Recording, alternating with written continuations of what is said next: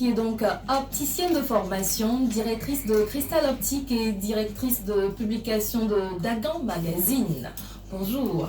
Bonjour Elisabeth, bonjour à tous les auditeurs et auditrices des Échos. Bonne arrivée. Merci. C'est un gros plaisir de vous avoir dans cette émission.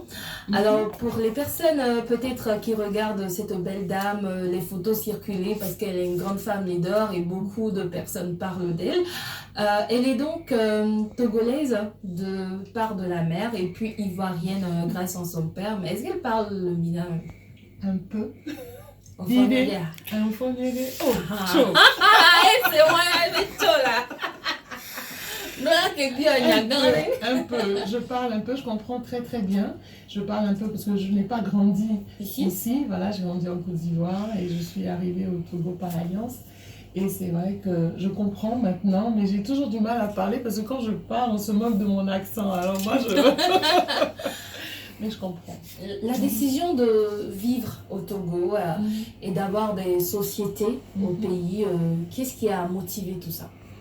Alors comme je l'ai dit, je suis venue ici par alliance parce que mon mari était togolais et j'ai retrouvé toute ma famille maternelle ici, donc je me suis sentie un peu chez moi parce que je venais quand j'étais petite en vacances voir mes grands-parents maternels et donc je n'ai eu aucun mal à me sentir à l'aise au Togo.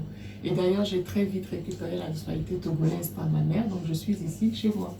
Oui, à la maison.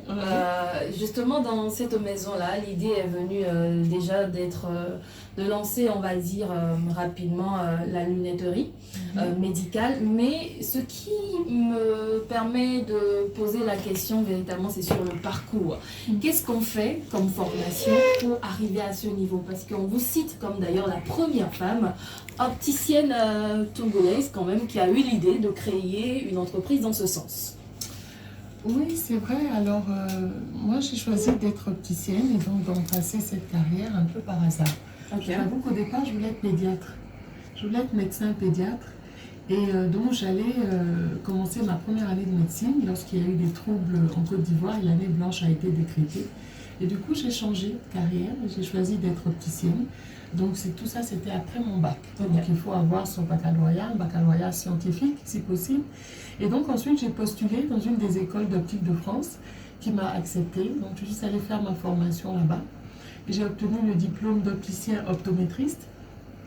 Opticien qui veut dire que je suis à même donc, de délivrer une paire de lunettes, de lire une ordonnance, de proposer le choix d'une monture, le choix de verre, ainsi que tous les paramètres qui nous permettent d'arriver à la paire de lunettes qui est délivrée au client.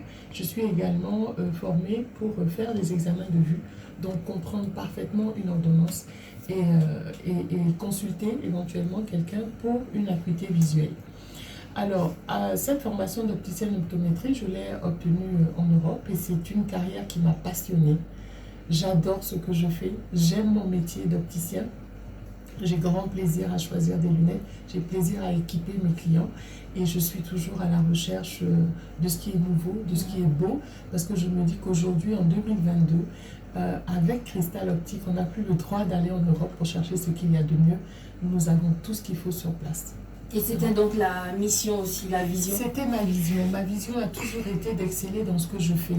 Moi, je dis, on est peut-être nombreux. À l'époque, j'étais la première femme opticienne. Je suis arrivée dans un secteur où il n'y avait que des hommes. En 2001, c'est ça? En 2001.